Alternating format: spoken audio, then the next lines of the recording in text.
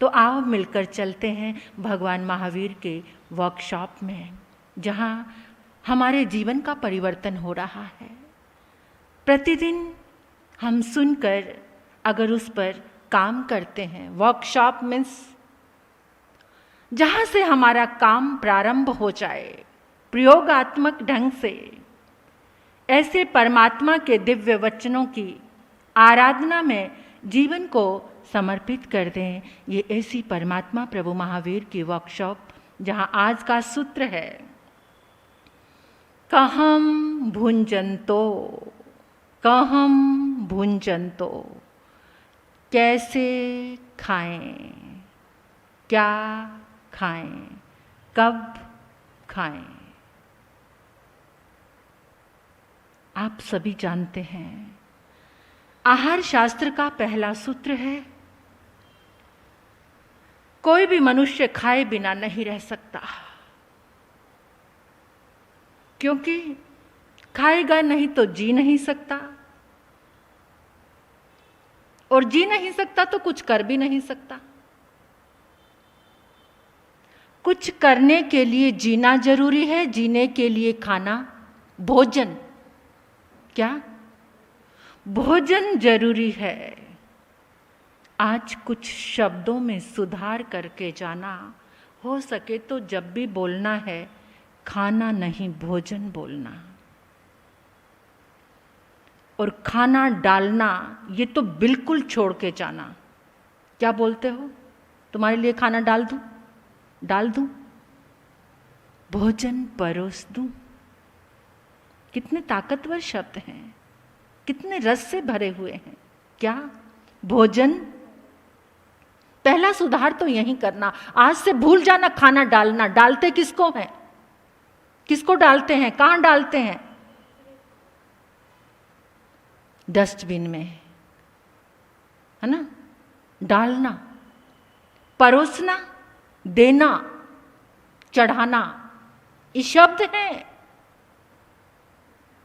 Dustbin में डालना, देना, भिखारी को देना, परोसना, अतिथि को, मेहमान को, अपने घर के सभी स्नेहिल जनों को, और चढ़ाना भगवान को। अर्घ्य, अर्घ्य चढ़ाते हैं ना। भगवान महावीर की चेतना जब नैसार के भव में थी ना, तो उन्होंने जब पहला आहार दान दिया मुनिवर को, तो उनको लगा सामने भगवान है, मैं भगवान को चढ़ा रहा हूं। वहराना, महाराज जी आए हैं भाई, सेवक को, नौकर को बोल के महाराज जी के पात्रे में 2 रोटी डाल देना। क्या खुद भी उस लाभ से वंचित है क्या? इंतजार, आएंगे, प्रभु आएंगे, क्योंकि प्रभु के मार्ग पर जो चल रहे हैं वो प्रभु हैं। जब सबके भीतर में प्रभु नजर आने लग जाएं तो समझ लो सम्यक सीढ़ियों पर चढ़ रहे हैं, सम्यक सीढ़ियों पर चढ़ रहे हैं। जब प्राणी मात्र में प्रभु, कुछ लोग तो सबको प्रभु कहकर बुलाते हैं, आओ प्रभु, प्रभु आए हैं, प्रभु जीमो, प्रभु भोजन करो, प्रभु को परोसते। इससे आप देखो कि आपके भीतर की ऊर्जा है, जो एनर्जी है, वो किस लेवल तक बढ़ जाती है, सिर्फ इस सोच और इन शब्दों से। तो आज से क्या बोलोगे घर में? भोजन परोसना, भोजन, महाराज साहब को आहार वहराना, डालना मत बोलना। बच्चे को कह दिया, घर जा रही हूं बहू, महाराज जी आएंगे पात्रे में डाल देना, डाल देना, डालना नहीं, वहराना, चढ़ाना। ये सुंदर शब्दावली आपके भीतर में ऊर्जा का निर्माण करती है। तो भोजन सारी दुनिया क्यों कमा रही है? किसके लिए? इस विश्व की जो राजनीति है उसका पहला सूत्र है कि सबको भोजन की सुविधा प्रदान की जाए, सुलभ कराया जाए भोजन। वस्त्र और मकान तो सेकंड में आते हैं, पहले किसकी? रोटी, कपड़ा और मकान। ये जीवन की 3 आवश्यकताएं हैं। इन आवश्यकताओं तक हम कितना, अभी आज जो हमारा प्रभु का ये सूत्र है, कहम भुंजंतो, क्या खाएं, कैसे खाएं, कब खाएं और खाने का उद्देश्य क्या है हमारा। सबसे जो पहला दृष्टिकोण है वो शरीर के लिए है। आहार शरीर के लिए बहुत जरूरी है, क्योंकि शरीर स्वस्थ रहेगा तो उस स्वस्थ शरीर से हम बहुत सारे काम कर सकते हैं। तो स्वस्थ शरीर के लिए कौन सा आहार जरूरी है? उस आहार का नाम है संतुलित आहार। जिस संतुलित आहार जो हमारे भीतर में संतुलन को बनाए रखे, जिससे हमारा जीवन, हमारी ये देह, हमारा शरीर बैलेंस रहे। दूसरा दृष्टिकोण है मानसिक स्वास्थ्य। भोजन से, बड़े ध्यान से सुनना, काम आने वाली चीज है। भोजन का संबंध हमारे मन से है, यानी हमारा मानसिक स्वास्थ्य भोजन का मन की क्रियाओं पर प्रभाव पड़ता है।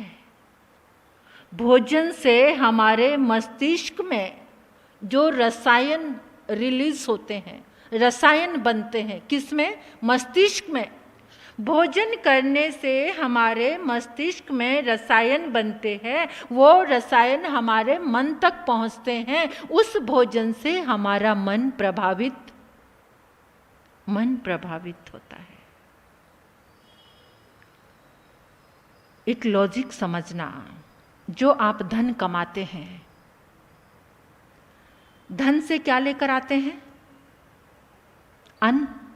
धन से क्या लेकर आए? अन्न। और अन्न खाकर क्या बना? मन। जैसा खाए अन्न वैसा हो जाए। सभी कहते हैं ना, जैसा अन्न खाते हैं वैसा ही मन हो जाता है। जो धन दुआओं से आ रहा है, जो धन घर में दुआओं से आ रहा है, उस धन से मानसिक संतुलन बन रहा है। जो धन घर में दर्द से आ रहा है, 2 ही तरीके से आ रहा है। एक दुआओं से आ रहा है। एक व्यक्ति इतना अच्छा काम करता है, चाहे उसकी दुकान है, चाहे उसकी फैक्ट्री है, कुछ भी है, चाहे वो जॉब कर रहा है या किसी कंपनी का मालिक है, वहां उसको सब तरह से दुआएं मिल रही हैं। उसका व्यवहार इतना अच्छा है कि सब उसको ब्लेसिंग दे रहे हैं। आपकी दुकान से कोई, आपकी शॉप से कोई सामान लेकर गया, आपने इतना खरा, इतना सच्चा, इतना अच्छा सामान दिया कि उसने जाकर भी आपको दुआएं दी और 10 लोगों को और बताया कि जाना तो उसी की दुकान पर जाना, वो सच्चा अच्छा इंसान है, वो किसी से ठगी नहीं करता। तो वो ये क्या मिल गया? दुआएं। वो धन भले ही कम हो, लेकिन वो धन आपकी शांति का कारण है। और एक धन दर्द से आ रहा है। क्या? अरे सुबह सुबह कोई बेवकूफ आया था, ऐसा बेवकूफ बनाया कि सारा डिफेक्टिव माल था उसको दे दिया। बड़ी खुशियां मनाई उसको ठग कर, और वो बेचारा जाकर घर में रो रहा है कि सारा का सारा खराब माल मुझे दे दिया। उसका रोना, उसका दर्द किसके पास पहुंच रहा है? जिसने दिया।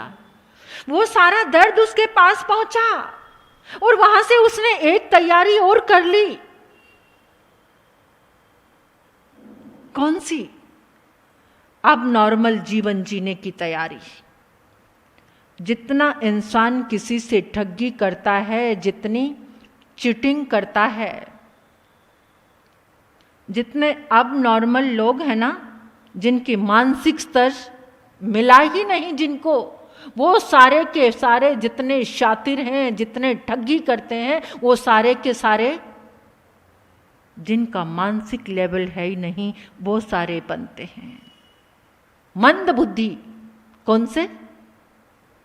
जो किसी को ठग कर ऊपर से खुशियां मनाता है ना, इस जन्म में तो भोग ही रहा है, क्योंकि जो अन्न आएगा, क्योंकि दर्द दिया किसी को ठगा, वो दर्द में जाकर रहने लगा।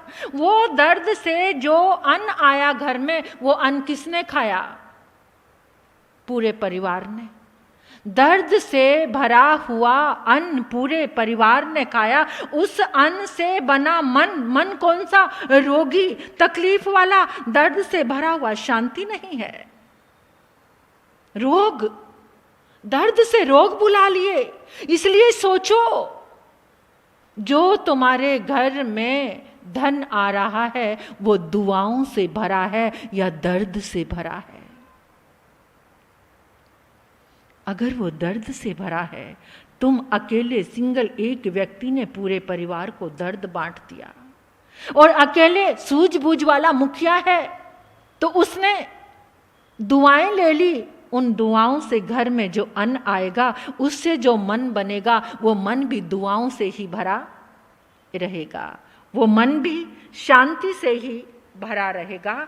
तो इससे जिसके घर में ऐसा अन्न आएगा दुआओं का, उसका मस्तिष्क कभी उत्तेजित नहीं होएगा।